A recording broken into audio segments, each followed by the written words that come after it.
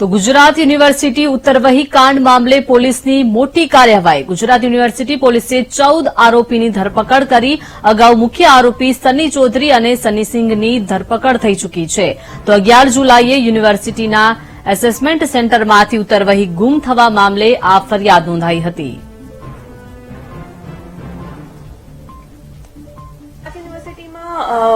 Paper leak ना लीधे एक फरियाद नोंधाई थी जे कलम आईपीसी 454, 457, 380 અને 120B તથા ગુજરાત જાહેર પરીક્ષા અધિનિયમ 2023 ના અંતર્ગત આ ફરિયાદ નોંધાઈ હતી। એમાં ટોટલ 27 આરોપી હતા। જે મેઇન 3 આરોપી હતા સન્ની અને અમિત અને સંજય કુમાર, એ ત્રણેય જણની ધરપકડ થઈ હતી અને એ અટક કરીને કસ્ટડીમાં હતા। અને એ પછી જે સ્ટુડન્ટ આમાં ઇન્વોલ્વ હતા એ લોકોને પણ આપણે આ કાયદા મુજબ આરોપી તરીકે લીધા હતા, જેમને આ ચીટિંગ કરવામાં ભાગ લીધું હતું। અને એમાંથી 14 સ્ટુડન્ટ જે છે એમની આજે અમે અરેસ્ટ કરી છે અને આમાં જે કલમ મુજબ લીગલી આમાં કાર્યવાહી કરવાના છે। બાકી મોડસ ઓપરેન્ડી કેવી રીતે ચાલતી, પેપર ઉપર કયા પ્રકારના સિમ્બોલ કરવામાં આવતા, પૂછપરછમાં શું સામે આવ્યું, તમામ વિદ્યાર્થીઓને કેટલા રૂપિયામાં પેપર તે લોકોએ મેળવ્યા હતા? જે તપાસ દરમિયાન જે હકીકત સામે આવી છે આમાં મુખ્ય મેઇન જે માસ્ટરમાઇન્ડ હતો એ સની હતો, જે આ ટેલિગ્રામ અને ઇન્સ્ટાગ્રામ થ્રુ સ્ટુડન્ટને સંપર્ક કરતા હતા। જે સ્ટુડન્ટને લાગતું હોય કે માર્ક્સ ઓછા આવે છે, એમાં યુનિવર્સિટીમાં એક પટ્ટાવાળો હતો સંજય કુમાર ડામોર કરીને, એ પણ આમાં મદદરૂપ હતો, અને એક અમિત સિંઘ હતો, એ પણ મદદ કરતો હતો। ઇન્સ્ટાગ્રામ ને સોશિયલ મીડિયાથી સ્ટુડન્ટના સંપર્ક કરતા હતા। પછી સ્ટુડન્ટને એક જગ્યાએ મળવા માટે બોલાયા હતા આ લોકોએ। પરીક્ષાના 3 દિવસ પહેલા મળ્યા હતા, ત્યારે નક્કી થયું હતું કે આ પેપર આમાં પાસ થવામાં એ લોકો મદદ કરવાના છે। યર વાઇઝ પેપરનું એ લોકો નક્કી કરતા હતા કે કેટલામાં આ પેપર માટે મદદ કરવાના છે। આ જે કેસ છે એમાં જે ફાઇનલ યરના નર્સિંગના સ્ટુડન્ટ્સ હતા એમને જે તપાસ દરમિયાન ખુલ્યું છે એમાં 30,000 રૂપિયા પર સ્ટુડન્ટ એમને નક્કી કર્યા હતા।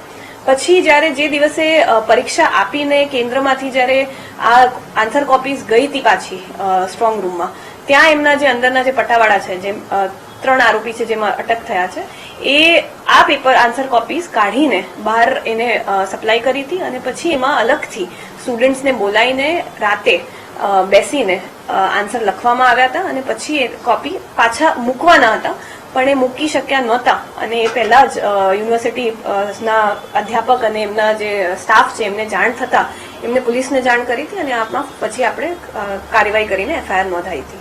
સમીનો મામલો જાહેર ન થઈ જાય એ માટે વિદ્યાર્થીઓ સાથે કઈ રીતે આખે પટોમાંથી ક્યાં લઈ જતા, કેવા લોકેશન ઉપર લઈ જતા, લોકેશન કોણ નક્કી કરતું, લોકેશન ઉપર શું શું ધ્યાન રાખવામાં આવતું,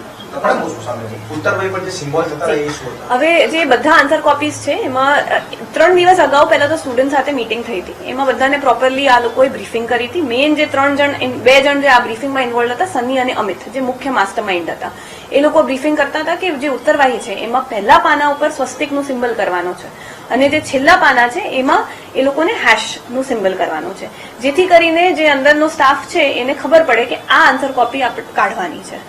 પછી સ્ટુડન્ટને જયારે જે દિવસે પરીક્ષા આપી હતી એના પછી જયારે રાતે 12 વાગે બોલાવવામાં આવ્યા હતા, એમના આંખે પટ્ટા બાંધીને એમને ગાડીમાં બોલાવવામાં આવ્યા હતા। પછી બીજી ગાડીમાં ટ્રાન્સફર કરીને એક અમિતનું એક અહીંયા ઓફિસ હતી, જે બીજા નંબરનો આરોપી છે, અમિતના ઓફિસમાં લઈ ગયા હતા, અને ત્યાં બેસાડીને પછી બુક્સ આપીને એમને આ જ આન્સર કોપીમાં આન્સર લખાવવાનું કરાયું હતું આ લોકોએ। બીજી કોઈ પરીક્ષામાં આ પ્રકારે થયું છે કે નથી થયું એ અંગે તપાસ થશે કે નહીં? આ પહેલા આવું કર્યું છે નથી થયું, કેટલા સમયથી આ કરતો હતો? એ ત્યાં જ કોલેજનો જ વિદ્યાર્થી છે, અને અવારનવાર મતલબ આ રીતે ગેરકાયદેસર પ્રવૃત્તિમાં ઇન્વોલ્વ હતો, પણ કોઈ એની અગાઉની કોઈ હિસ્ટ્રીમાં પોલીસ કમ્પ્લેન નથી, અને એવી કોઈ આપણે તપાસ દરમિયાન પણ જે તપાસ કરી છે અને યુનિવર્સિટી તરફથી પણ જે તપાસ થઈ છે એમાં ક્યારેય કોઈ બીજી કોઈ આવી ઘટના સામે આવી નથી। આરોપી પકડાયા તેમાં 3 એજન્ટો છે, તેમનો શું રોલ હતો, કેટલા રૂપિયા ભાગે પડતા તેમને મળતા હતા, અને આખું રેકેટ કેટલા સમયથી ચાલતું હતું?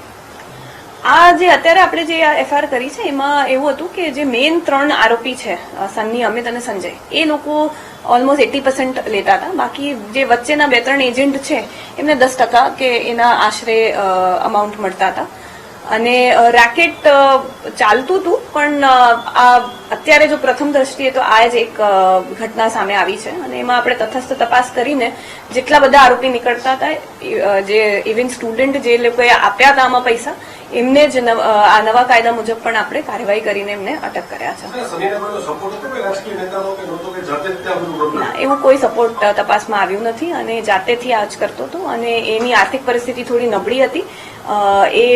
એના ફાધર તો રિક્ષા ચલાવે છે અને આર્થિક પરિસ્થિતિના લીધે આ બધું કરવાનું એને શરૂ કર્યું હતું. અને જે અમિત છે એની થોડીક આર્થિક પરિસ્થિતિ બેટર હતી અને એટલે એના ઓફિસ જે હતું વાડજ વિસ્તારમાં એમાં એ લોકો આ ચાલુ કર્યું હતું. For example 50